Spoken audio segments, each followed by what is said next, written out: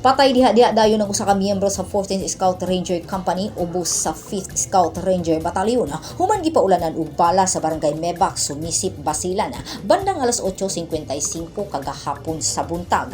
Subay sa report sa kapulisan, nagsakay og motorsiklo sila Technical Sergeant Richard De Jesus ug Staff Sergeant Roby Balbuena gikan sa palengke sa lungsod.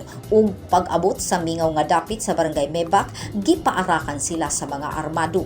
Namatay si Technical Sergeant De Jesus samtang samaran ang kauban niini nga si Balbuena. Ang duha parehong na destino sa 1st Scout Ranger Regiment sa Philippine Army nga nakabase sa Upper Kabingping, Sumisip, Basilan. Nagpadayon pa ang hot pursuit operation sa kapulisan ug militar sa Basilan batok sa mga miikyas nga mga armado. Ginatino pa sa mga otoridad kung unsang grupo ang namanhig sa mga biktima. Grace Alcunaba, Newsline Philippines, Basilan Province. Stay safe.